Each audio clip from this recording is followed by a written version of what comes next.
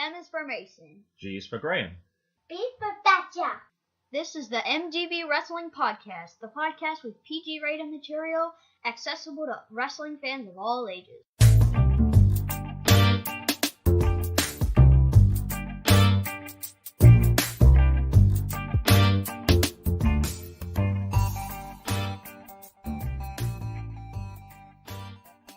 My name is Graham Bagshaw, and my co-host and creator of this podcast is proof that wrestling fans live with their parents. My 10-year-old son, Mason. MGB A7 Harlem Nights, Saturday, July 28th, at the Elks Lodge, Fairfax, Arlington. Alright, so Jaxon's just done the introduction for us. He started to help us out on the MGB podcast. He likes to do the talking. So Jaxon's Mason's 4-year-old brother, for those of you who don't listen to the regular podcast. So he helped us out today. Now, Mason and I weren't actually at E6 because we were actually in England, and we got back for A7, and it was supposed to be just me for a while. It didn't look like you were going to be there, Mason, but I behaved, and there was a consequence, though. I had to pay for my ticket, so I paid for it, and I got to go. You did. I thought that was a reasonable sort of compromise for that. And then the other part of that was if you were continually good again for a few days, you'd get to record this podcast. So the fact that we just heard your voice tells us that you actually did manage to do that as well. So that's a good start for this one. I am a robot. This is pre-recorded. Now, there was actually a lot going on this weekend, and I wasn't even sure I was going to be at A7 either for a while. Our original plan was we were supposed to be going down to VCW. We were supposed to be watching the Liberty Lottery with Benjamin Banks. We promised Jaxon we were going to do that as well. And as it turned out, you guys actually had something organised on the Friday, and he was just exhausted on the Saturday. So I didn't even know I was going until like the afternoon. He couldn't make it. And it still looked like it was just going to be me. And then I was like, no, you've done much better. So we got invited back. Innocent Isaiah actually tweeted, good luck tonight at Kerminator. We'll miss you at VA Wrestling. So one of the other things that was on, there was the Liberty Lottery. There was the Nova Pro event. John Kerman was also fighting in a mixed martial art tournament, like a UFC type thing in Baltimore, which I really want to see him fight at some point. Yeah. Just to see something a little different, because obviously that's a whole different level. And also it was the Arena Bowl as well. Washington Valor were fighting, I can't remember, I think it's the Baltimore Brigade. It was Brigade, yeah. And spoiler alert, Washington did win, actually. The Valor actually won. Yeah, we saw the first game ever, and we did. Valor won that game too. So there was a lot going on this weekend. Now, if you want to listen to find a little bit out some of the matches before we start, I definitely recommend listening to Hell in a Cell Radio. They previewed the whole card, and they give you a lot of inside information, and I'm going to be picking at some of those bits as well and inserting them into this one as well. At KFord13 also put, tonight's at VA Wrestling card is, in a word, ridiculous. Help make our first show at the Elks Lodge one to remember. Now, also slightly differently for this one, to get Jaxon included more, we used to have a section in our show called Are You Smarter Than a Fourth Grader?, where people used to compete against you. Now, you're not in fourth grade anymore, so for copyright reasons, we're not allowed to do that as the name of the show. So we changed it, Are You Smarter Than a 4-year-old? And Jaxon does the questions now as well. Basically, they're true-false. He just guesses. He doesn't know. He actually did a prediction show recently, and he really liked doing that. So I asked him, do you want to do it for Nova Pro? So myself, Matt Willis, and Jaxon also did our predictions. And you can actually find those ahead of time if you want to on our YouTube page, www.tinyurl.com/YouTubeMGB. And I think it's just included in our Nova Pro section. It's one of the last ones updated, so you can actually see what our predictions were ahead of time. Now, what about the trip? What do you remember about the trip up to the match and when we actually got to the Elks Lodge as well? Because this was obviously a new venue as well. As soon as we got out the car, we saw Alexander James, and then we were talking about which match we wanted to see, and you said Wheeler Yuta and Logan Easton Laroux, and who we saw next was Logan Easton Laroux. It was, yeah. And it was, we had to park a little further away than we normally parked. There was actually a few different events going on, they said, and we nearly parked in the reserve spots, which they did actually mention on Twitter, watch out, don't park in the reserve spots, so I'm glad they gave that little warning as well. And it was kind of different for this one, because normally you can poke your head through the glass and you can see what's going on ahead of time. You couldn't do this one, because it was a separate room. And also different, I didn't buy tickets ahead of time for this one, because I wasn't sure, am I going, are you going? And I didn't even think it was a possibility I was going to be going anyway, so I didn't buy tickets. So yeah, we were in the general admission line, so that was a little bit weird as well. And that was actually commented on when we got there. I was like, you don't have tickets? I'm like, no, not this time. We're hoping to get them for the next one, though. I think it's Summer of George, I think the next one's called. I think I saw. When we got there as well, people were asking us, obviously, how was your trip to London as well? So we'd been there for 3.5 weeks in England. Do you want to give a little summary of what happened in England? Do you want to give us a few points for that, perhaps? So the first thing we went to Nottingham, and we saw my grandpa, and we saw our great-grandma. Mm-hmm. We went to Butlins, which is like the English, but... It's a holiday park. It's not like nowhere near like Disneyland, Lodge. But it's, yeah. Like Great Wolf Lodge. Okay. And then we went to my grandma's house in Cornwall. Mm-hmm. Then we went down to the Isle of Wight where I was born, and that was really fun. And that's where I used to live for, I think, 7 years on and off, so that was fun. We then went to visit Matt Willis, who we just talked about a second ago, and we spent a few days in London, and then we came back. So we got a lot in within that short period of time. And then once we did get inside, we went straight to the back. And you'd actually said before, I wish I'd bought my little duck thing. You normally have a little duck's bill for the duck. We wear our Ducks hockey jersey. I was like, you don't need it. The ugly ducklings aren't here tonight. And as soon as we walked in, the first people we saw were the ugly ducklings. So we missed out on that one as well. At least we know they're there for the rest of the year. They did say that, so that's good to know as well. Now, I'd also planned on quite a busy week of wrestling. Friday night, there was actually Neophyte Pro in New Jersey. And we saw Benjamin Banks and the Golden Pinky Society were actually fighting the Ugly Ducklings. Yeah, and the Gymnasty Boys. The Gymnasty Boys. And that was family friendly, and that was a possibility. We could have taken Jaxon to that one, and then I could have gone to Nova Pro, and then without going to the Liberty Law. And in the end, Mom arranged a play date for you. And as it was, the traffic was ridiculous. It's under 3 hours under normal traffic. It got up to like 5 hours by like 1 o'clock. It would have taken forever to get there. And then, of course, you got to drive back too. Yeah, wasn't Warhorse in there too? He was, yeah. Jake Parnell was also there from Nova Pro. There was a few other people. Matt Riddle was there as well, who's somebody I really wanted to see as well, but that did not happen. Prematch.Cool versus Kyle, Dolly Primetime, Lights, Camera, Act, Laynie versus Jaxon Stone, Mack Bleckler, Eddy Only, Gemma. Alright, pre-match. Jaxon read out, there was a lot of names for this one. It was 8 people. Basically the safety squad. Squad and Laynie Luck versus a collection of other people, one of who was actually in the safety squad as well. Eddy Only, I think you said, I forgot who it was. Kevin Trash. It was Kevin Trash, and I'd forgotten that. So he was part of that as well. And Gemma Cross, who I think was making her debut as well. What do you have? Oh, actually, let me tell you a little bit about Gemma Cross. With her not knowing her as well, I actually had looked to find out a little bit about her. So she did put on Twitter, at the Gemma Cross, thank you at VA Wrestling, you were a great time. Now, she's appeared at ACW a lot. Do you have any idea what ACW is, Mason? No, I know AIW. And I didn't either, so I had to look it up. It's Adrenaline Championship Wrestling, and I'm kind of surprised I didn't know about it, because it's established in 2009, live pro wrestling across Maryland, Pennsylvania, and Delaware. So it's actually based in Maryland. It's Millersville, Maryland. Now, I don't know Millersville specifically. The last event that they had, as far as I can tell, is the 2018 Reggie Rivers King of Maryland tournament. Some of the people who appeared in this, Jeff Jarrett, what? Hall of Famer, Big Popper Pump, Scott Steiner, oh wow, and James Ellsworth. Whoa. So they had some pretty big names. So I was like, wow, we need to check these people out. And they haven't tweeted in over a month.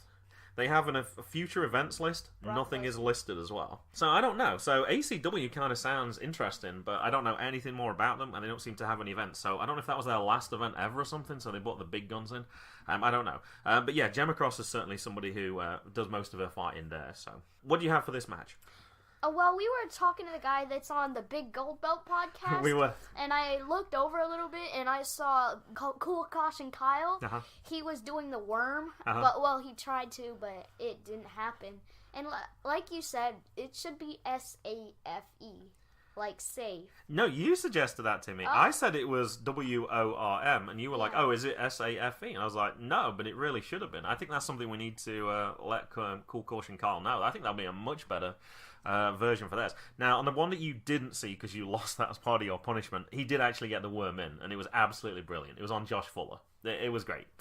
And actually, kind of, It was kind of a sad moment, actually, because that happened on the Saturday, and then actually his Scotty Too Hotty's teammate, Grandmaster Sexay, actually died the following day. He did? Yeah, that was part of his team. Oh, so we were soon to see him too, weren't we? He was supposed to appear at the Potomac Nationals on August 24th with his dad, Jerry the King Lawler. No. So I don't. Obviously, they're not going to make announcements like that now. Yeah, Jerry's.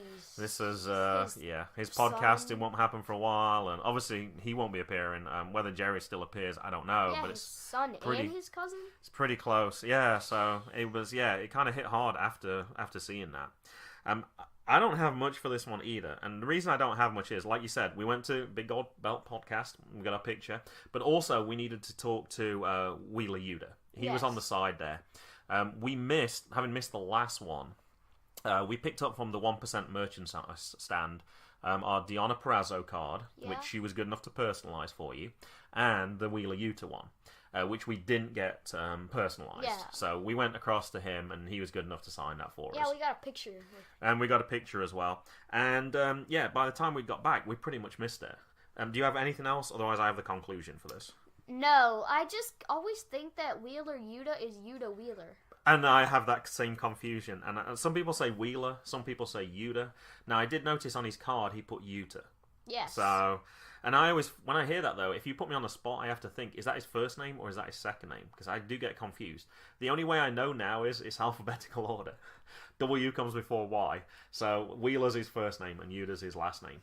So, but yeah, I always have that same confusion as well. Alright, well, the end of the match then was the safety squad and Laynie win when Laynie pinned Gemma Cross with a German suplex at 8 minutes and 25. And I'm picking those up from the report that Kevin Ford filed for, I think it's PW Ponderings. So they've summarised the matches, and they tell you the conclusion of the match, and they tell you the time for that match. Now, there was some tweets as well after this match as well. At Laynie Look, I drove 12 hours to be at VA Wrestling because I love you all so much. That's incredible that people... like I said, the traffic was brutal this weekend. Okay. And I think the Ugly Ducklings mentioned it took them 7 hours to drive from Philadelphia as well. She probably lost money on that. More than gas than actually earning. That's a lot of your time. Now, I'm sure they drive with other people sometimes as well, but that's still a long way. Yeah, and she gets murked, so... However...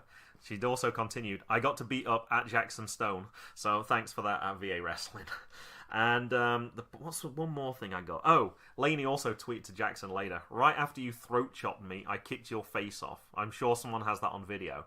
Now, at the time of recording, I haven't seen if anyone's posted that on Twitter, but if anyone's listening to this and they do have video of Laynie kicking Jaxon Stone's face off, I'd kind of like to see that as well. So make sure you post that. Match 1. Bobby Shield, Dominic Garrini, Isaiah Frazier, GPA, Victor Benjamin, Brian Johnson.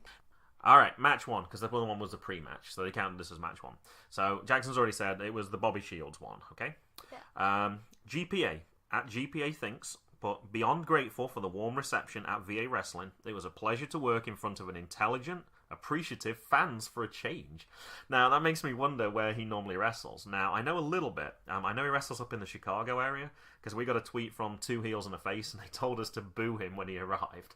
And we didn't, and I apologized to him later for getting to do that. So, no, we didn't boo him, but there was probably a reason for this one. I actually missed a lot of this one. Now, the reason I missed a lot of this one was, we just got those autographs. I didn't want to get them creased or anything, so I took them out to the car, and I let you in charge with this one. So, the Savage Gentleman. Victor Benjamin. When I saw Victor Benjamin, I didn't recognize that was Savage Gentleman. Nope. Now, I remembered in Sink or Swim, his name was Shane In Your Face. And then I thought he changed his name as well. It must have been Lady Frost who changed her name. But yeah, I keep getting confused with those. So, anyway, Victor Benjamin was there again, who we've seen before. 2 or 3 times now. Somebody, big fan of Savage Gentleman. At AJ_Doug with 2 Gs. This is who I came to see. Forget the rest. Wow, that's a real big fan of the Savage Gentleman. Also, there was a Nova Pro debut for Brian Johnson. You can find him at number 1 B and then Joe, J-O. My goal in life is to be the LeBron James of professional wrestling. Now, once again, this is another person who I didn't know, so I went back to look to see what I can find out about them. And this is what I found out. Number 1, Brian Johnson and the meanest in the game, Justin Pusser, collectively known as One Mean Team, managed by 2-time Manager of the Year, Miss Jasmine, are the longest reigning tag team champions in D2W history. They have successfully defended their title for over 600 days. That's kind of impressive. Wow. So his main background is D2W. Now, I looked along their roster to see if there's anyone we recognised. I recognise one name, Mick Drake. Does that mean anything to you, Mason? No. He fought against Steve Manders, the Hawkeye, in Sink or Swim as well. Now, he lifted up one finger, because we remember saying, everyone's stealing Logan's thunder on this. It was the Hooligans last time who lifted up one finger. Brian Johnson did it this time, but I guess that's his nickname. It says number 1, Brian Johnson. EC3. EC3's certainly done it as well, but within Nova Pro. There's a lot of people doing that number 1 thing now in Logan. Logan needs to take hold of that and make that thing his own, I think. Alright, what have you got for the match then? Because like I said, I was left. So everybody's out on the outside, and, well, except Innocent Isaiah and Brian Johnson, and GPA suicide dive towards, like, the entrance, and then Innocent Isaiah's in the ring, and then he jumps onto Brian Johnson, and Bobby Shields comes out and takes him out. And then, so that's a pretty cool moment right there. Uh-huh. And Lady Frost, she hasn't had any damage yet. And Brian Johnson's okay. He gets in the ring, so does Lady Frost. And Brian Johnson takes off Lady Frost's cardigan. And then the Savage Gentleman is right behind him and takes Brian Johnson out. And then the coolest part of the match, I thought, was Brian Johnson got thrown out the ring and Lady Frost did a suicide dive on him. And I saw that from Twitter. Yeah. So I missed all of that, but I saw people tweeting about that. And I think somebody posted a video as well.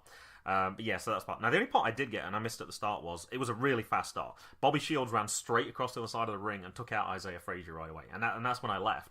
Now, the reason I didn't get anything else for this match, it was only 4 minutes and 16 seconds. And as we said, we parked a long way away. And that was all I got to see. A few other tweets from different people. At the Gifted IF, that's Isaiah Frazier, they said, man, this crowd at hashtag Harlem Nights is crazy. And also, we just talked about Laynie. Look, at GPA Thinks, back home after 23 hours in the car, also we could wrestle for 10 minutes. Hashtag wrestling. Now, I don't know if that includes like Friday, Saturday, and then back, or if it was just on Saturday. But that's some crazy distances people are driving this week. Do you have anything else for this one? Yeah, so as you said, Bobby, he went straight for, Isaiah went straight for Bobby, and in the end, Bobby stole a win on Innocent Isaiah. He did, yeah. Isaiah Frazier. Yeah, Bobby Shields pinned Frazier for the win, that's right. Match 2, Mia Yim versus O Hara. Alright, now for this one, I actually looked on the Twitter feed when I was doing everything else. Mia Yim's pinned post is really interesting. If you're on Twitter and you follow Mia, or even if you don't, that's something you should definitely take a look at. A very serious issue that she discusses that I certainly didn't know anything about. Mason, what do you have for this match?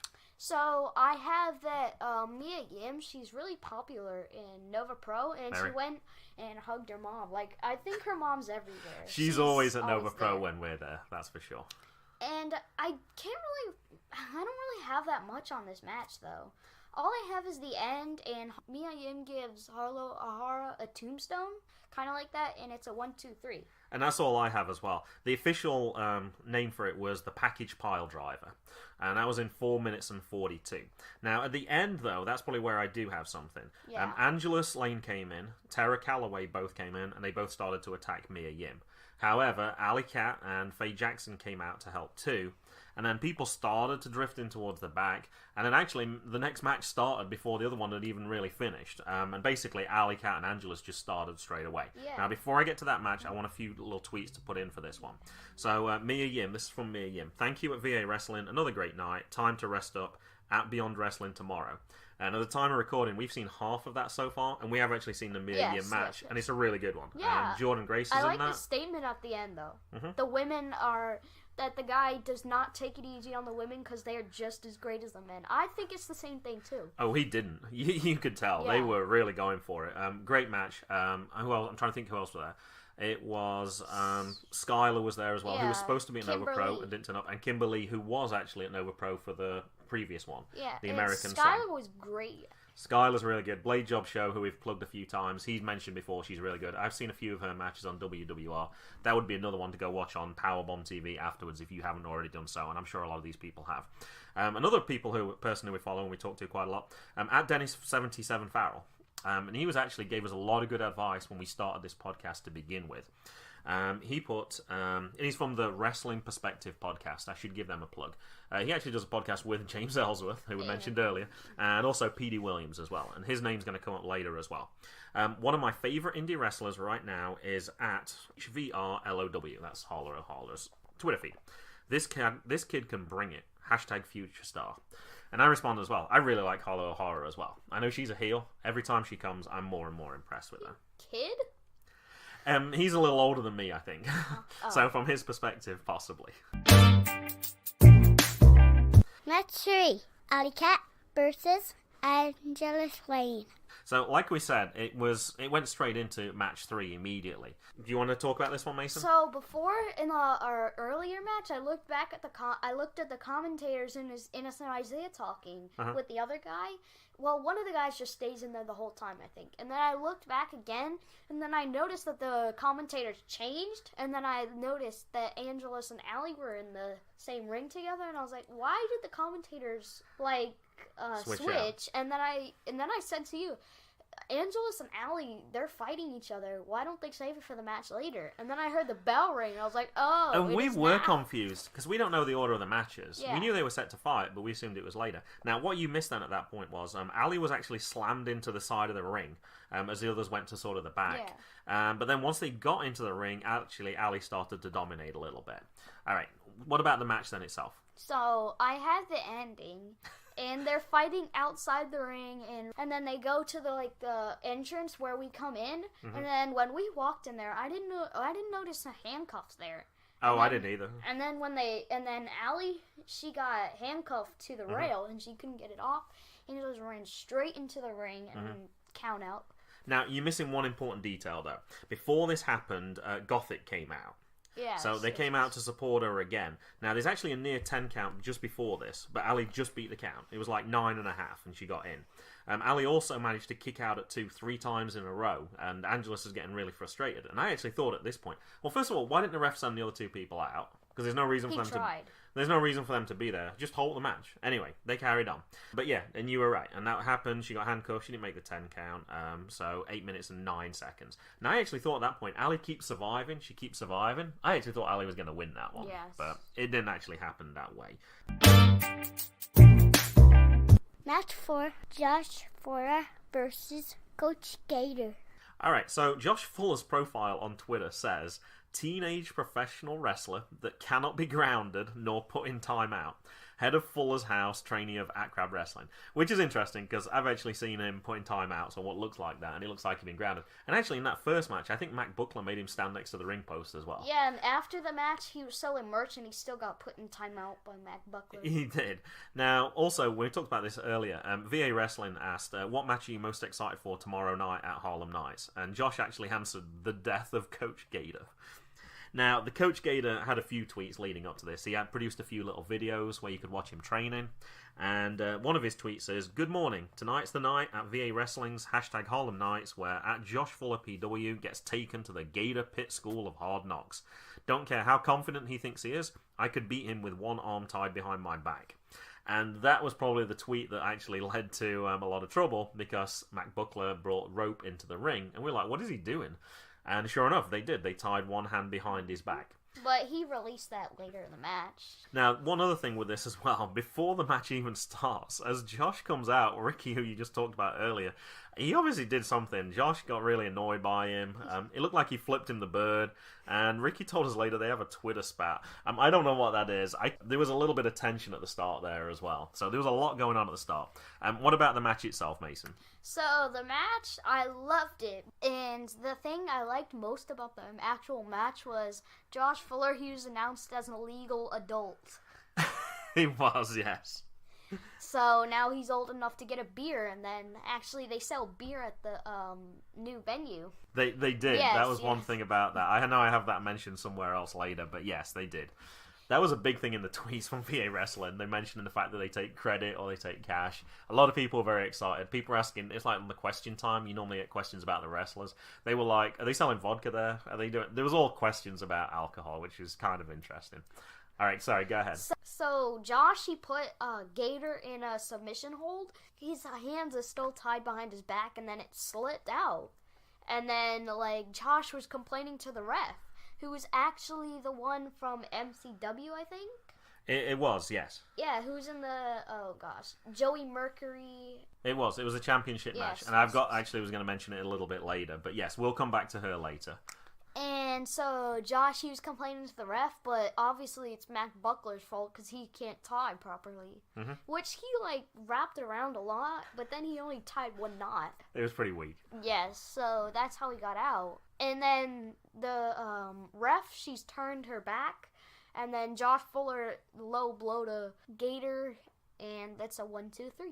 Now, the ironic thing on that was the ref got distracted because of Isaiah Frazier. Yeah. I don't know why that happened. He's supposed to be helping Coach Gator. I thought that was kind of weird. The match was pretty quick. It was over in 3 minutes and 55. At Coach Gator tweeted, it took at Josh Fuller PW all the dastardly tricks in the universe to get the win.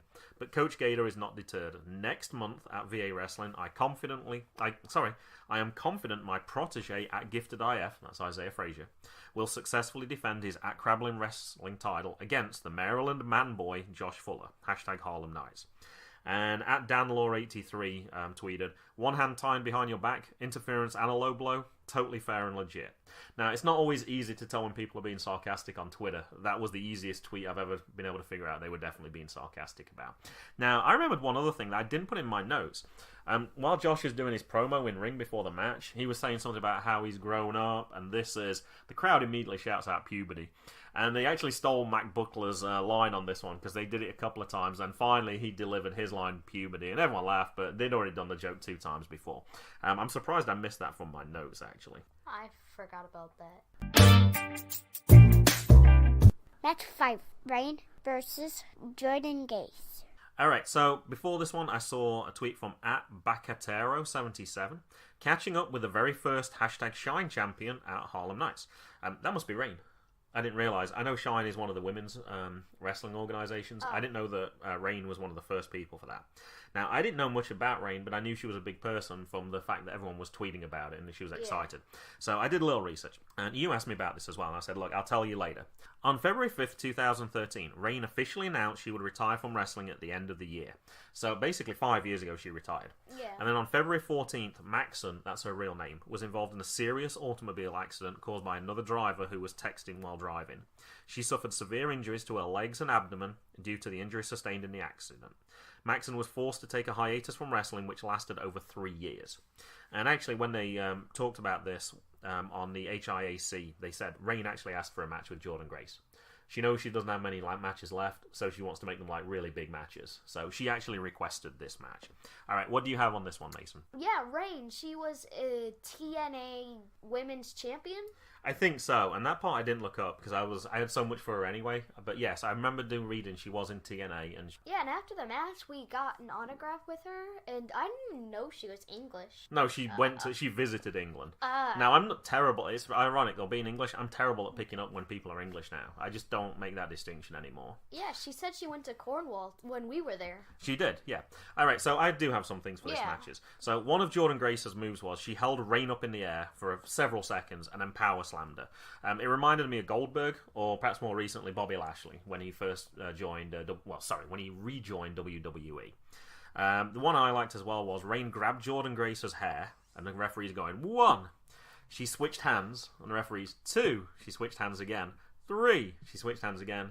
4. And she was about to counter out. She's like, I'm keep breaking the hold. And she did. Technically, she broke the hold. She had her with one hand, let go, grabbed her with the other hand. But she was definitely cheating, so I thought that was kind of funny.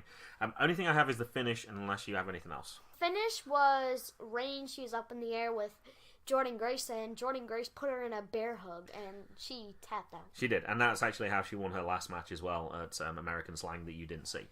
10 minutes and 10 seconds. So obviously that's probably not her last match, because she probably wants to win with it. She wants to end her career with a win. I don't think it was the last. I don't think it's necessarily the last match. Sometimes actually in your last match you try and put over somebody, which actually would work well with Jordynne Grace, actually. You try and give them that one last push. I don't think it was announced that it was her last match. I don't think it is, but she's obviously not going to be wrestling for much longer anyway. Yeah. If she wasn't going to retire 5 years ago. Now, I do have a few tweets. At Radiant_Rain is still so good. Her and at Jordynne Grace had the crowd going nuts. #NovaPro. That was from Kevin Ford. Also on this, I think you've forgotten this, Mason, you actually went to the bathroom. That's probably why you don't have much for this one. So I jokingly said, I think on A5, that this should be a regular segment. What Mason finds out when he goes to the bathroom. You normally come up with some nuggets. Did you have anything from this one at all? Okay, yeah. All right, when go on. I was walking out of the bathroom, I talked to Mike and gave him a fist bump. Ah, interesting. Now, I have a tweet from @FredYehai, who actually wasn't at NovaPro this time. He was supposed to be. He tweeted, "Am I the only one who finds shaking everyone's hands at every show a bit nerve-wracking? Everyone uses the venue's restroom. Everyone. Only 90% wash their hands. I'm baffled." Now, he actually tweeted later, I meant to put 10%. So, only 10% of the people who are going to restrooms at wrestling facilities are actually washing their hands. So, first question, does that figure sound about right, Mason? Are you noticing people washing their hands? Probably. All right. Some people. Some people 10% just walk out. 10% sounds very low, but all right. So I was going to say the question: do you still want to give people fist bumps? I thought it was interesting that I looked up Fred Yehai because he wasn't there to see if he said exactly why he wasn't there, and I saw that quote about the bathroom, and then I thought, oh, that'll fit in nicely with Mason's bathroom segment as well. Dominic and Gresham versus Timothy Thatcher. Now, I didn't know much about Timothy Thatcher. I'd heard people say that he was kind of violent, I guess, or he has a hardcore style. Now, the one thing I picked up from him was he doesn't have a phone, apparently. They talked about this on HIAC. When you come to book him, normally, obviously, you send like a tweet or something like that, and he said he didn't have a phone, which I thought was strange. It sounded like originally I had to send him like a letter, but it sounded like actually he has access to a computer, and I think they did book it by email. What do you have for this one? I was so into it, I just didn't write any notes. That's fine. I don't have a massive amount, I don't think, either. There was a lot of seemingly very painful submission attempts. Yeah, and I looked at the wrestlers next to us. They were looking away. It looked really painful. It did. And they know how it feels, too. Sure. So, Oh, absolutely. Now, there was lots of technical stuff again, but you'd expect that from Jonathan Gresham. Yes. I think he's one of the best in the world for doing that. Now, he did keep climbing on Thatcher's back and trying to apply a submission, but I'm not sure what the submission move was, unless it was just a sleeper hold. Yeah. It might just have been a sleeper. Now, one time, though, he actually ducked. Thatcher ducked and flipped him over the top. That's the loudest slam I've ever seen at Nova Pro. The force that he got on that flip and the slam was really loud. Now, after that, I think it must have had effect. He tried to do chops, didn't do anything at all. But then Thatcher would do a chop, and it definitely did something. There was a big sound. He chopped his knee. Yeah. Now, at the end for this one, there was a suicide dive through the ropes, and he grabbed onto his back again and made that same thing. And I think that was it. It says Jonathan Gresham made Timothy Thatcher pass out in a sleeper hold in 12 minutes and 55. So it was a long match, and it was just, I wasn't the same as you. I tried to write something down, but I was really just enjoying the match. I only had a tap. That's all. Uh-huh. Now, there is a few things at the end. There was a standing ovation, Yes. and totally deserved. It was a fantastic match. And there was chants of, Jonathan Gresham, several times. And actually, as they left, Timothy Thatcher takes Jonathan Gresham's arm and actually raises it as the victor as well. And then he limps off to the back as if he'd had a really hard match. And he did. I thought it was a really good match. He's really strong. If Jonathan Gresham would jump out the ring and he can just stand up. Yeah, oh, absolutely. But to hang on and to grab him. Jonathan Gresham's strong to hang on. It was a great combination move for sure. Now, there is a few tweets from the boy at VA Mike. Gresham and Thatcher just put on the bleeping darndest match we've ever had in this promotion. I'm obviously paraphrasing a little bit with this being PG, and I would agree, absolutely. And that's considering we had matches like with PCO and with Nick Gage, and this is actually before another Nick Gage match, but perhaps we might have changed that theory a little bit later. Also from at the _VZA. Gresham versus Thatcher. For beep's sake, this is why I always love wrestling. So there were some very positive comments on this one. Also at heel, Will Mahoney. My God, either John Gresham and Timothy Thatcher delivered an absolute banger. And actually the next day, American Rana, which is one we just talked about earlier. Next day, MJF is injured, so Stokely calls in Trent. Trent question mark. We're not really sure who that is. At Trenty Logs. Everyone else seemed to know who he was, and he had a lot of followers. New Japan. Yeah. Everyone around Stokely is sent away from the ring. And then, I don't know what happened exactly. I think Stokely tried to give Trent something to injure Jonathan with, and he refused. He slapped Trent, and then he attacked Stokely and let Jonathan Gresham do the rest. That's been a battle for a while, and Gresham's always come out the worst of that in Nova Pro recently. So it was nice to see Stokely Hathaway get his comeuppance for that one there. Intermission. Alright, then we had the intermission, and this is where we started to get autographs. So, first one we got was Laynie Luck. Laynie Luck. Mm-hmm. And... Okay, I just wondered if you wanted to add anything for this one. Yeah, we got a picture with that one, but Harlow O Hara, the next one, we didn't get a picture, so we need to take that one back and get a picture. We do, and I've actually asked her as well, and she said that was fine. The tweet that we mentioned earlier, I actually asked her at the end. I said, hey, we got an autograph from you. We forgot to get a picture. Is that okay? And she said, absolutely. You missed one. Bo Crockett. Yeah. And we actually asked Jake Hollister at the time, who's their match against? Because I couldn't tell. It sounded like it was an open challenge, and this was a tough one for the predictions. For the prediction show, I gave Matt a choice of Bo Crockett and Jake Hollister, or the Field. And he picked Bo Crockett, and I picked the Field, because I wasn't sure. I thought it might have been the Carnies. I wasn't sure, but I was like, I'll take the Field. And he wouldn't say. Wouldn't give us any details at all, so that was kind of suspicious. And then Rain, we met right at the end as well, and you already talked about that one as well. I had a tweet for this one, actually. This is from @Mr. Bagshaw. Mason with @Radiant_Rain, who had a fantastic match against Jordynne Grace, #Harlem Nights. Not an appropriate hand gesture to show a British person, though, LOL. And then afterwards at that, perhaps she did know what it meant. She stuck up 2 fingers. Now, if you put it out with palms outwards, 2 fingers up, that means V for victory, and that one's perfectly okay. If you flip it over the other way round, so the person can see the fingernails. Did she do that on the picture? Yes. Oh. So you can see the fingernails. That's basically like the middle finger or flipping the bird to an English person. So a lot of people don't know that one. In fact, a few years ago, President Bush was in England, and he was doing what he thought was the V for victory sign, and he was actually doing the other sign as well. So a lot of people don't know about it. I'm sure it was totally innocuous, but we did mention that to her. I think you said this as well. After Josh Fuller had his Coach Gator shirt with fraud on it, which I thought was pretty funny. And then we were looking at him, and then he's like, you're looking at it. I know you want it. I couldn't hear exactly what he was saying. I wasn't going to buy it, but it was a funny shirt, that's for sure. I like Coach Gator too much to buy that. Match 7. Angelus Jane versus Sage Phillips. At VA Wrestling, due to travel complications, Fred Yehai, who we talked about a second ago, will no longer be appearing on #Harlem Nights tonight. Sage Phillips will now be going one-on-one with Prince of the... Now, I actually asked Matt and Jaxon, what do you want to do with predictions? We all actually picked Sage Phillips. I was like, do you want to stick with Sage Phillips or do you want to switch? And Matt said, no, I'm sticking with Sage. And I was like, well, I'm sticking with Sage. And Jaxon said he was as well. Now, bringing somebody new in for this one, I was like, well, Sage definitely wins now. Yeah. It just made sense that would happen. Anyway, before we get into that, so also on Twitter, so there's a fake Fred Yehai account that's trolling people on Twitter. Really? He thinks indie wrestlers are midgets and Roman Reigns is a god.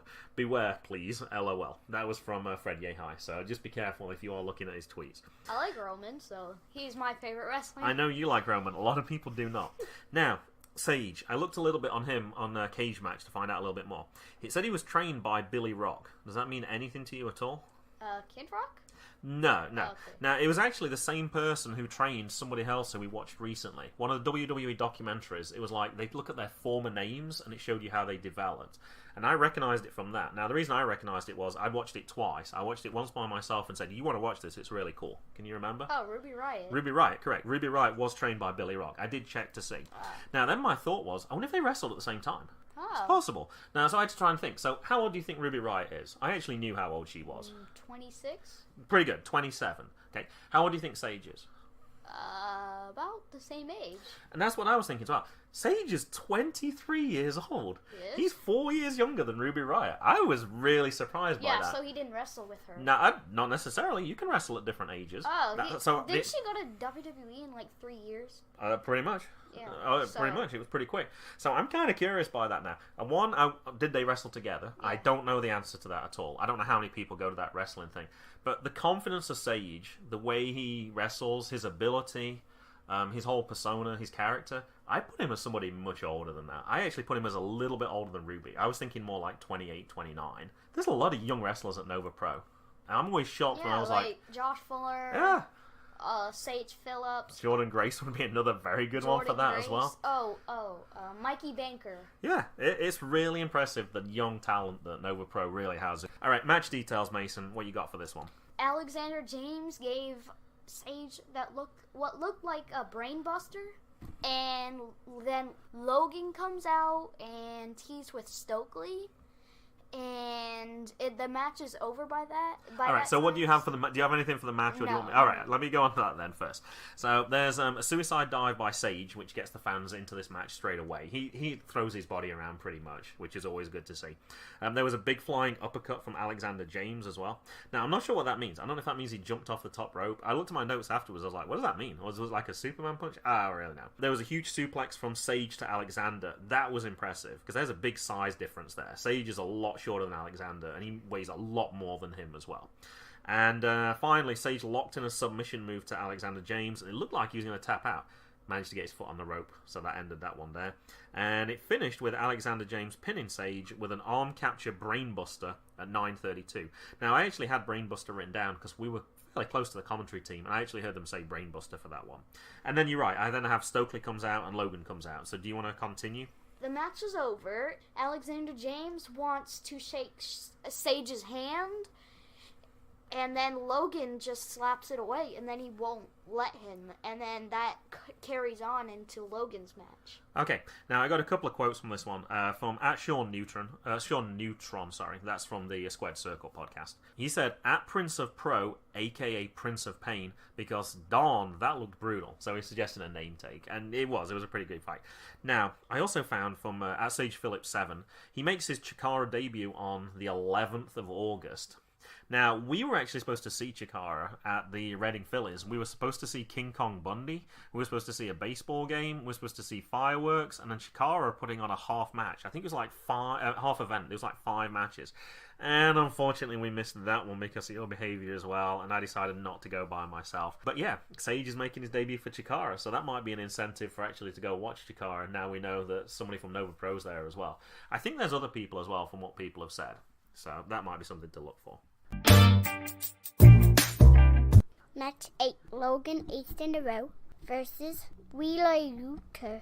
At Stokely Hathaway, I would never interfere in a pure sport like professional wrestling. Apologise to me ASAP.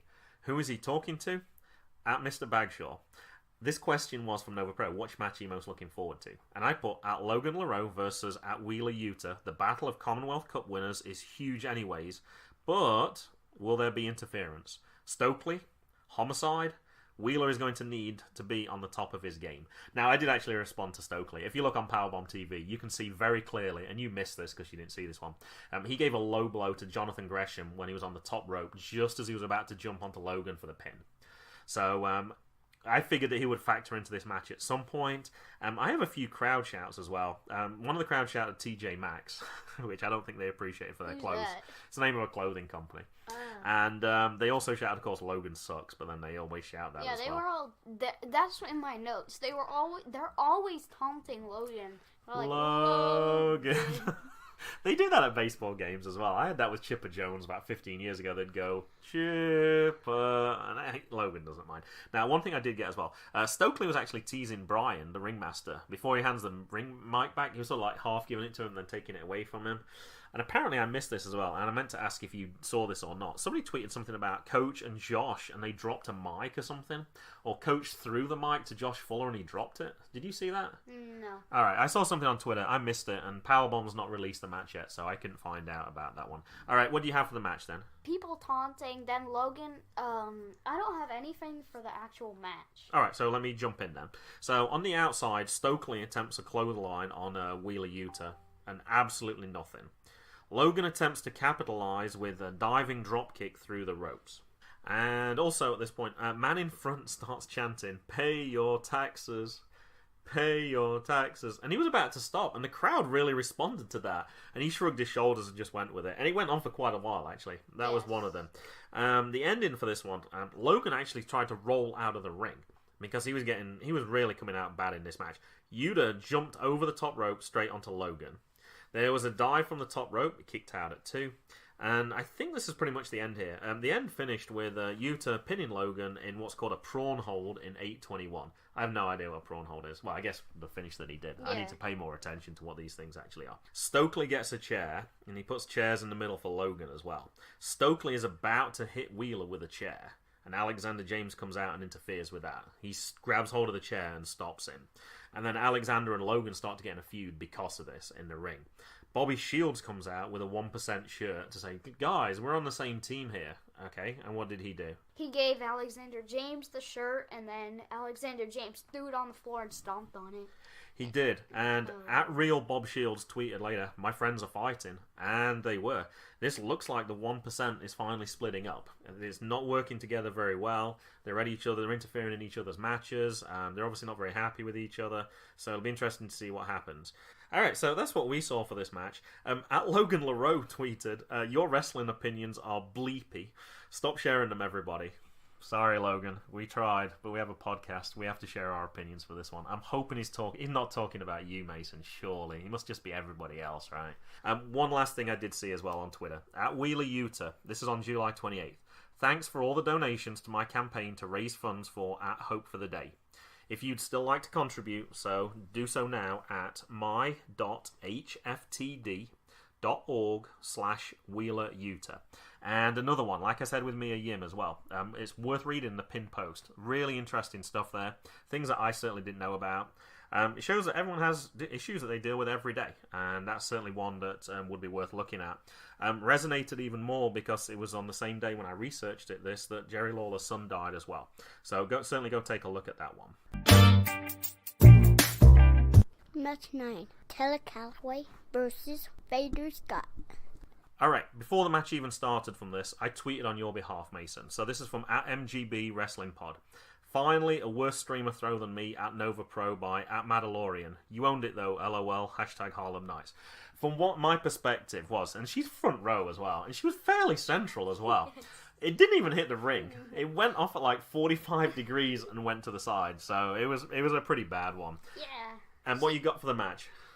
What I have for the match is Veda, she jumps on Terra Callway and didn't budge.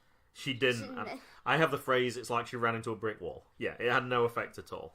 Yeah, she kept doing and jumping and punching Terra Callway and nothing. She didn't budge at all. Mm-hmm. And then Angelus came. Alright, let me get a few more things in first. So, Terra started to get frustrated though, because Veda kicked out of kick out of 2s. And there was also a great drop kick by Veda Scott as well. And Veda Scott had a clothesline on Terra, and actually she turned the match around. She actually started to look in control, but then Angelus came out as a distraction, and those two were talking, and Terra Callway got the pin. She did. She basically just rolled her up because she wasn't looking, and basically as soon as she turned around, she was in trouble. But then Harlow also came out again. So this is 3 matches now where all 3 of them have been together. Now, we know that 2 of them fight together as Gothic, so I guess my question is Gothic a 3 now? It certainly seems like it. I don't know. All 3 of them have been together for all 3 matches. Now I actually wondered, is this going to be Nova Pro's version of the Shield? Are they going to start interfering on every match? Because even if you're a tag team, if you got 2 people, you can't cope with 3. That's a simple numbers game. So I'm looking to see, is that something that's going to develop in the coming months at Nova Pro? But that's my thing. I think it's going to be the female Shield, or the equivalent of. They're just going to take over every single match. 3 matches. That's a lot to be involved in. Yes. Alright, couple of tweets. At It's Veda Time, I don't know if it was the new venue or just the addition of the bar, which is what you talked about earlier, but the at VA Wrestling crowd sure was on fire tonight. At Terra Callway, I know I act like I hate y'all, and mostly because I do, but the streamers made my night at VA Wrestling. I'll take your streamers as an adequate sacrifice for now. There were some streamers at the end. I think Maddie threw one in. There was actually an even worse streamer later, but I don't think that was this match. I think that was the match afterwards. Also, she tweeted as well. Also, I have to endure a 4-hour trip to Virginia with no air conditioning. So if you see me and I'm dead, that's why. Hashtag I hate my car. Hashtag free sauna. Now, we're in England, and it was really hot. They actually broke some records there recently, and that was one of the things I missed more than anything. Our car had air conditioning, but not all of our hotels did. So, so a 4-hour trip in those types of heat, in that type of heat, that could have been really bad. So a lot of people made sacrifices for this weekend in terms of driving long times and then also with no air conditioning. Match 10. Faye Jaxon versus Madison Wayne. Now, there was also a big match last weekend as well. The Impact Knockouts title, Su Yung defeated Madison Rayne in 6 minutes 50 at the Impact Wrestling Slammiversary 16. So this on Friday. This is from @BCW_wrestling. BCW sends its congratulations to two incredibly important members of its women's division, @Faye Jaxon 419 and @W_Nightingale on capturing the @Queens of Combat Tag Team Championships last night at Raleigh Supercon Invasion.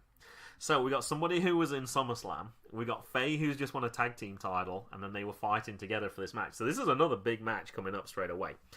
@Mighty Mouse 1121, Faye came out to a new song, new attire, looking gooder, yeah, I said gooder, than a bowl of grits with butter on top. @VA Wrestling, #Harlem Nights. Now, I didn't notice the new song. Did you notice the new... No, I noticed the outfit. Okay, because I know you're normally good with those theme tunes. As soon as I play a few notes, you're like, oh, it's this person. I'm terrible with those ones. I didn't notice at all. Ricky was very excited when Faye came over as well. He was fanning himself with his hands to try and cool him down. I know he's a big fan of Faye. And I also noticed as well, Faye was a big inspiration to the young girls in the crowd. I don't know if you noticed as she was walking around, a lot of girls stood up and they were dancing as well, and they were waving at Faye and they were cheering. I'd not noticed that before. I've seen like a few people, and it might be, we sat right at the back this time. When you sit at the front, all you see is the ring. By sitting right at the back, I could see crowd reaction this time as well, which I kind of like actually. But there was a lot of young girls there who were really excited when Faye came out. She's definitely a role model for those people. Alright, what about the match itself, Mason? The match, I have Madison and Faye are showing off and they're doing like a dance-off. Madison does hers, no attack from Faye. Faye does hers and attack from Madison Rayne, and Madison Rayne, she gets the upper hand right there. She does. Now, there's one thing I want to say before that. When Madison Rayne got into the ring, and I think she had the microphone, she's like, "Is that who you were clapping for?" And pointing at Faye. And the crowd start chanting, "Faye is gonna kill you. Faye is gonna kill you." And you're right, then they got to the dance-off. Alright, what else do you have for this match? Because I don't have anything, actually. All I have is Faye makes Madison tap. Okay, and I don't have anything. I enjoyed the match. I don't know what happened for this one. I just missed something. The one thing I did have after the match is when Faye got out the ring, she went across to Maddie, who we talked about earlier, and I don't know, gave her a big hug, gave her a kiss. She definitely embraced her, that was for sure. I noticed that one. And then she went around, and same thing, the girls were up there again dancing. They were very excited by Faye. A few things also about Madison Rayne on Twitter. She put, "Fairfax, you were a lot of fun. Thank you to the fans of @VA Wrestling for showing up and having a good time with us. And @Faye Jaxon 419, you, my dear, are a star." I thought that was a really nice tweet for her today. Now, I didn't realise this. I actually looked into Madison a little bit more. Madison's from Ohio. Oh, she is. Now, Ohio's interesting for us because that's where my in-laws come from and where your grandparents live. She's from Columbus, Ohio, which is where we visited last year. Faye's also from Ohio, Toledo. Because we went through Toledo last year as well, because we saw the Toledo Mud Hens. So they're both from Ohio, actually. We know Faye's not been wrestling for very long. I actually looked up a little bit more about Faye, because I was kind of curious. I'm like, I don't know much about her. I know she's not been wrestling long. Did you know Faye was in Ring of Honor? She was? Yeah, Faye was in Ring of Honor. No, not anymore. She was in Ring of Honor at the start of her career. Now, on Cage Match, that website, it lists her matches from the second half of 2016 to April the 8th, 2017. Her Nova Pro debut was April the 14th. So I think it said that she'd been released by Ring of Honor. But that's a really big company to start your career from. Came to Nova Pro on April the 14th, and her first match was against Brittany Blake. I tried to add up the matches. I think her record's about 8-8 now. But she's definitely won her last 2 matches as well. She started 0-2. I'm going to say, I would have thought she'd won more than that. If you'd put me on the spot and asked me like what her winning percentage was, I thought Faye wins more than she lost. Yeah, I probably would have went like 6-4. I was kind of surprised by that one, yeah. Match 11. Bo Crockett, Jake Collister, Lucas Calhoun, Caballing Dan, the Philly-Marino, Experience, the Ugly Ducklings. Alright, a few quotes for this one. From Twitter, it's bow time. This is from July the 11th. We have a new poll. At Jake_Hollister7 and I need to play Name That Team, and we still want you to help decide. We'll unveil the final choice at VA Wrestling #Harlem Nights. Now, I actually asked you, did you hear what the name was? And you said no. No. So I'm going to give you the 4 choices, and we'll see if you can pick what you like. First of all, what you think is the best one, and then what you think actually won, because they might be different, okay? The order they put them was Pretty Beastly, The Main Attractions, House Crockett, or The Tricksters. Alright, which one do you like best first? Oh, I like the last one. The Tricksters? Yes. Alright, now do you think that one actually won though? No. Okay, which one do you think won then? The second one. Correct, the second one did win. Pretty Beastly got 21%. The Main Attractions got 47%. House Crockett got 21%. And the Tricksters got 11%. Now they said they were going to announce it at VA Wrestling. They actually announced it before that because it was on Twitter anyway. Also from It's Bow Time on July 25th. This Saturday at VA Wrestling, #Harlem Nights, at Jake_Hollister7 and I don't really care who is standing across the ring from us. Oh, since the Carnies won't step right up, who will? Who will show up? Try to show out. #The Main Attraction will handle the rest. So, yeah, we didn't really know. It sounded like an open challenge, but I didn't really know who was going to be there. You were in a prediction show with Matt. Uh-huh. And Matt picked Bo Crockett, and you got the field. And I got the field, so I was really excited by that because I had 3 teams. And I was like, I would take the Ugly Ducklings anyway. If I had to pick one, I would have picked the Ugly Ducklings. And so that was actually the turning point for the match. The final scores actually on the predictions was I got 7 out of 12, I think it was. Matt got 5 out of 12, and unfortunately Jaxon only got 4 out of 12 on this one. But some of them were really difficult to predict, and there was a lot of heel turns in those ones as well, and a lot of matches that weren't won clean. Which made it kind of difficult to predict as well.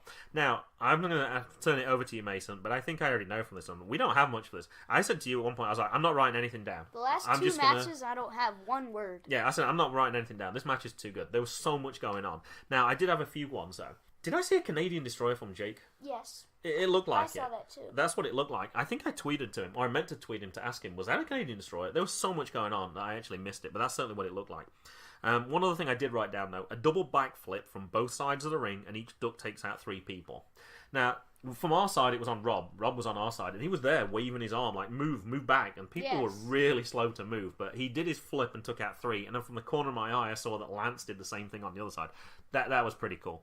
We did get to see some of the signature moves. We got to see Duck Duck Goose early in it as well, because I recorded that one. Yeah, we got to see Launchpad McQuack as well. And actually, that was it. The Ugly Ducklings won with the Duckstay device, one of their other signature moves, on Hollister at 17:54. Long match, but that could have gone on forever. I was quite happy with that match. I thought it was brilliant. Yes. I thought it was fantastic. Now, a few other quotes from Twitter. So, at Cabana Man Dan, the 20 hours in the car to get from Alabama to Virginia and back is always worth it at VA Wrestling. The level of talented wrestlers, the love from the fans, and the sheer fun each and every time I get the privilege to walk through the curtain. Thank you. That's some quote there from Cabana Man Dan. And there is. There's a lot of love from the fans. That was a fun match. That was a really, really good match. I thought it was fantastic. The most I would drive if I was a wrestler would be like 7.5. But then you got 7.5 back, so that's 15. So it's close. All right. Also from Sean Neutron, who we talked about earlier, this interaction between I'm Rob Killjoy and Minds of Marino was the tip of the iceberg in one of the best matches of the night. And it's tough, and I'll ask you later, but it certainly was one of the best matches of the night. Yeah. I'm not sure I can say it was the best match of the night.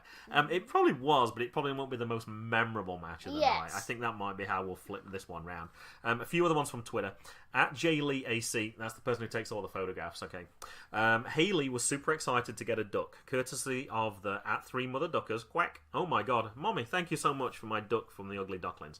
So her little daughter, I don't know how old she is, but she's really young. It showed you a picture of holding one of those little ducks, and she had the biggest smile on her face.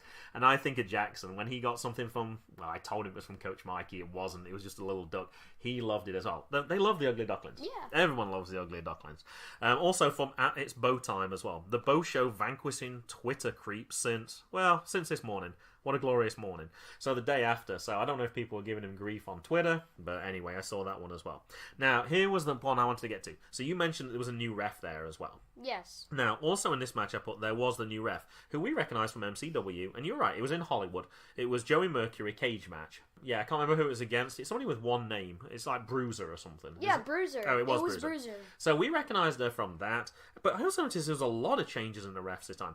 I didn't see the person who they call Buff Ref this time either. Yeah. I didn't see him there as well. He normally checks Faye Jaxon at the start of the matches to make sure. It's always he him. wasn't there. And also, at ref Chris Sharp wasn't there as well from Twitter, who we know appears in different things. And I can tell you where he was because I saw it on Twitter. Oh. Thanks for an amazing weekend. Hashtag NXT UK Cambridge. Hashtag WWE. Hashtag NXT UK. Hashtag We Are NXT. Hashtag. There's a lot of hashtags there. The new NXT Great Britain started this weekend. Yeah. They've had the UK Championships. This was the first one that's like a single set of matches, but not a championship from Great Britain. They said it's going to be a regular thing. Johnny Saint is the general manager for it, and it's going to be a weekly show as far as I can tell. Was he the ref? Like NXT. He was the ref in that tournament. So there was apparently some really good matches. I haven't seen them all. I don't know if there's highlights on the internet yet or anything like that, but that'll certainly be one I want to see as well. Obviously I was wrong because I thought I saw him there. Oh, you did? Yes. No, he wasn't there for this one, but I noticed there was a couple of different people missing. Match 12. Nick Gage versus Tim Dunst. I like Tim Dunst. I know you do.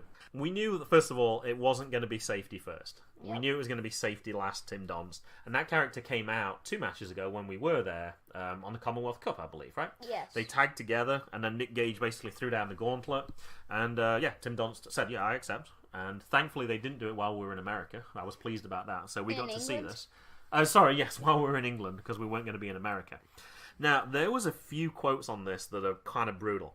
At Danlaw83, I mentioned earlier, Nick said to Tim, I'm going to kill you like cancer couldn't. It's like, oh my goodness. Tim responded, try not to go back to jail before then. So they're getting really personal with each other. That's kind of brutal, some of those comments. Now, interesting from this, not a single tweet from Nick Gage. Didn't promote the match. Okay. Didn't talk about it afterwards. Didn't talk about it before. Normally, they at least retweet things about, like, hey, Nova Pro Wrestling this weekend. Nothing. Didn't have anything on Twitter at all. Tim did, though. Going for the most violent and hard-hitting match in Nova Pro history. I think he got pretty close to it if he didn't make it anyway. Mason, match details. I know this one got a little difficult to take notes from. Before you start, then I got one thing. Before this match even started, we started looking around. We were on the back row trying to figure out, all right, what are they going to use in this match? We knew they were coming out of the ring. And I saw straight away there's a trash can at the back. I was like, there's a trash can behind us. We knew that was that, and we knew we probably might have to move at some point. And we're sitting on chairs too, which has to. We knew that was going to factor in as well. That's the only thing I have, except for the summary of the final bit of the match. But I have other things to comment on as well. Okay. Go ahead. So first of all, in the match, they start actually in the ring. They go straight out into the trash can, and Tim Dunst, he gets dumped a trash can full of trash on him, and there was beer spilled all over the floor, and he took it off, and then he got suplexed into the chairs. He got hit over the head with a chair while he had the trash can open. He got suplexed into the chairs, and I'm right next to it. Somebody had me perfectly lined up. They took a picture. You can see Nick throwing Tim, and you can see me in the background, half turned away, but with a big smile on my face, like, this is really cool. I didn't know where you were, but I knew you were out of the way. I was already halfway across the room. And then after that, it got kind of difficult, because we couldn't really see. The only way I could get you to see was, I was like, look, stand on a chair, and you still couldn't see. And I said, then look at the phones from other people. Yes, that's what I did. And you had to do it. That was the only way you could see. The thing was, I was near the bar, and then you knew where I was at that point. I knew where you were then, yeah. And then they came right over near the bar, and I went straight to the commentator's table. And then I wasn't near them after that. And then they went over to the entranceway, and I could see that they were throwing punches to each other, and they got back in the ring, and everybody scattered everywhere, and Nick Gage, he brought out a door. He did. And door. Tim had also set up a piece of wood in one of the corners at this point as well. Thick. The door was, like, yeah, thick. You knew that wasn't smashing, yeah. And he got superplexed into a door. Yeah. And it hurts when you just stub your toe on a door. Imagine getting superplexed off the top rope. Yeah. through a door. Did the door snap? Yes. Oh, okay. That part I couldn't remember. I knew the wood in the corner did, and that was quite kind of flimsy. And I think we're leading to the finish now as well. The thing that everybody's going to talk about, the thing I'm going to remember for the rest of my life, Tim Donst brought out some tubes. That's what I thought anyway. Light tubes. Neon lights. Yep. And Nick Gage got smashed with neon lights. And Maddie, she was in the front row with a kid. It was funny, that similarity on that previous one where Maddie looked after you while PCO was in that match, and I was just filming because I thought it was cool, and she was watching you because you were a little scared on that one, and she looked after somebody much younger than you. I'm not sure who it was, I couldn't tell. Yeah, she was holding her up. But yeah, she was sort of holding her up, keeping her safe and that. And I still don't know how dangerous that is. I heard somebody say, like, if you breathe in fumes or something, it can kill you. Now, there's obviously people around the side, so I still don't know the answer to that. All I know is it looks cool as heck. I'll never forget that point at all. I put actually on somebody's tweet, for me, I think it's the most memorable thing I've ever seen. Somebody quoted as well saying, I think that's the first time that's ever happened in the whole state of Virginia. Yeah, it was really cool. Yeah. And even after the match, they looked like they were going to shake hands, and then, Nick Gage still threw Tim Donst out of the ring. So this might still not be over yet. There might be more chapters to this. So we'll have to see. I do have one quote from @JLeeAC again. We just want to say, this was by far, and then in caps, the best at VA wrestling event that we have ever been to.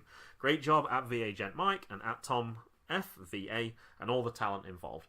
And I just keep thinking the same thing each time. I keep saying each one keeps getting better and better. Yes. And they talk about it on HIAC. They always talk about the card just looking better and better each time. And I agree. I thought it was a thoroughly enjoyable event. Okay, as you said that, like, Tim Donst, he got told by Nick Gage that he's gonna kill him like cancer won't. I actually get that. He had cancer. He did.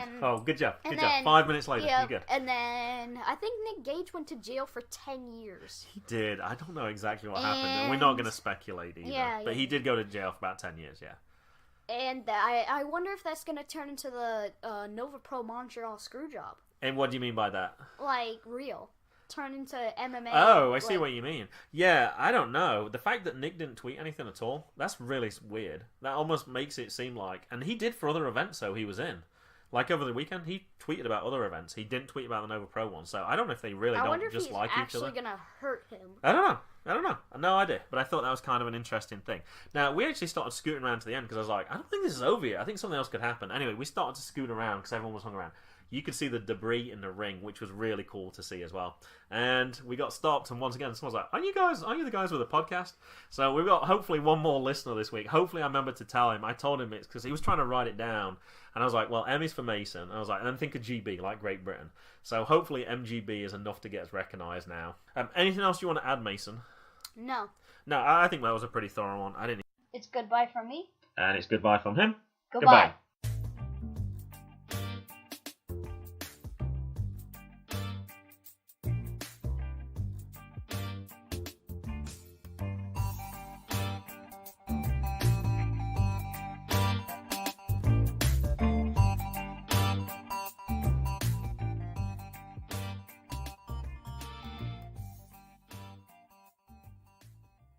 The music was Zigzag by Kevin MacLeod at incompetech.com, licensed under Creative Commons by Attribution 3.0, http://creativecommons.org/licenses/by/3.0/.